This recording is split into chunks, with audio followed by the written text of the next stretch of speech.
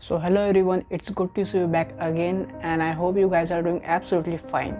So पिछले video में मैंने आपको बताया था कि हम इस वीडियो में रिकॉलिंग और रिवीजन कैसे करते हैं और उसका मैकेनिज़्म क्या होता है और टॉपर्स कैसे रिवाइज करते हैं। सो उसके बारे में हम इस वीडियो में बात करने वाले हैं। सो जब भी हम कुछ पढ़ते हैं, can we recall everything that we have red?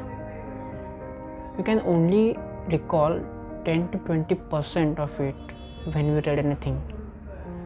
But how we can recall everything that we have read? So उसका मैकेनिज़्म जो है वो है रिकॉलिंग। जब तक आप आपकी रिकॉलिंग कैपेसिटी नहीं बढ़ाते तब तक we can not recall anything. So उसे बढ़ाने कैसे है और उसका मैकेनिज़्म क्या होता है, उसके फ़ायदे क्या होते हैं, वो हम इस वीडियो में जानने वाले हैं। And in the exam like UPSC, specially in the mains, we have to write lots of things, lots and lots of things. So उसके लिए हमें कंटेंट तो चाहिए, हमारे दिमाग में कुछ तो होना चाहिए।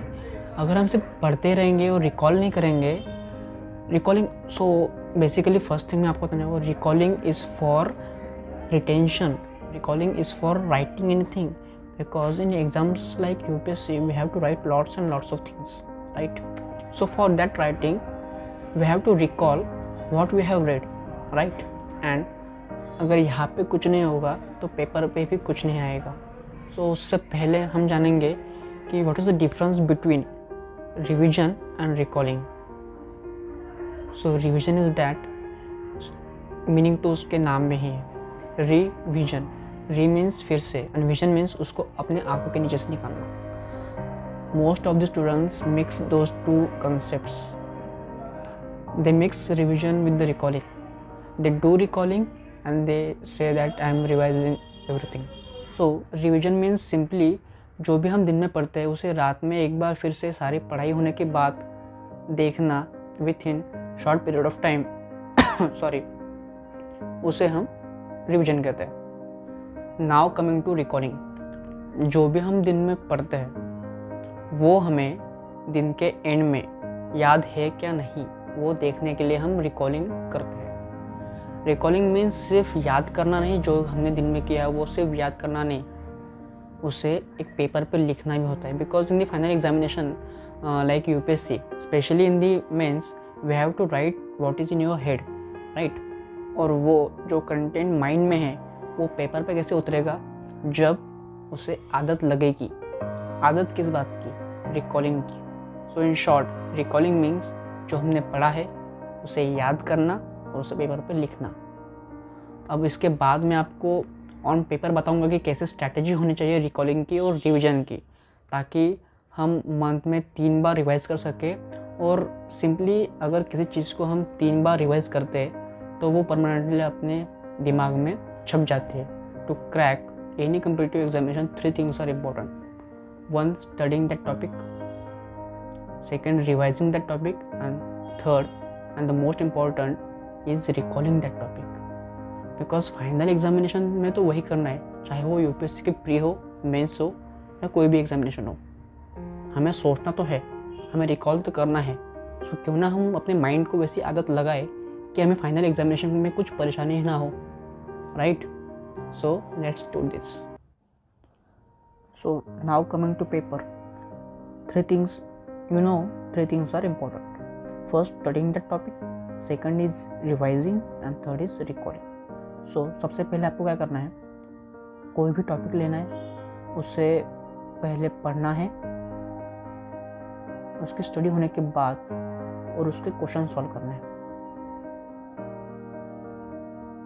ओके, एमसीक्यू सॉल्व करना है। सेकेंडली, एमसीक्यू सॉल्व करने से पहले, उससे पहले आपको करना है, ये टॉपिक स्टडी होने के बाद आपको एक बार उसे रिवाइज करना है और रिवाइज करने के बाद एमसीक्यू सॉल्व करना है। एमसीक्यू सॉल्व करने के बाद you can take next subject. So उसके बाद सारे दिन की पढ़ाई अब आपकी हो जाती है। So in the end of the day you get a time before sleeping. आप सिर्फ 30 मिनट्स निकालिए सोने से पहले। सो उसमें आपको एक पेज लेना है, blank page you can take. उस पे सपोज़ आपने आज पढ़ा इकोनॉमिक्स, राइट? इकोनॉमिक्स पढ़ा आपने, सो उस पर जो आपने टॉपिक्स पढ़े उसकी पहले लिस्ट बनाइए। So first you read financial markets, financial systems, like that. Then उसमें फाइनेंशियल मार्केट्स में आपने क्या पढ़ा वो रिकॉल करने की कोशिश करिए। एंड अगर आपको रिकॉल होता है तो अच्छी बात है, और वो कितना रिकॉल होता है वो भी जानिए, ताकि आपको पता चले कि जो मैं पढ़ रहा हूँ वो मैं राइट वे में पढ़ रहा हूँ कि नहीं, या मुझे ज़्यादा एफर्ट्स देने चाहिए उसमें। और अगर आप ज़्यादा रिकॉल नहीं कर पा रहे, जो part of topic you can not recalling, तो आपको उसे फिर से पढ़ना है, उसे पढ़े बिना सोना नहीं है। You have to be determinant to crack the examination. So जो भी टॉपिक आपको नहीं आ रहा, जो भी आपको रिकॉल नहीं हो रहा, वो आपको फिर से एक बार पढ़ना है, right? You have to read it. So after that you can go to the next subject and apply this mechanism to all the subject, so you can retain it and you can recall everything in the examination. So I hope कि आपको ये concept समझ में आई होगी, the concept of revising and recalling. It will be beneficial to you if you use it. It will be definitely beneficial to you, because मैंने वो use किया है, वो यूज़ डेली करता हूँ और मुझे रिजल्ट्स दिखे हैं। सो दैट्स वाई मुझे लगा कि ये चीज़ आपसे भी शेयर करनी चाहिए। So I am sharing with you. So let's grow together. Thank you so much for watching this video. मिलते हैं ऐसे किसी नए वीडियो में नए टॉपिक के साथ। तब तक के लिए बाय बाय।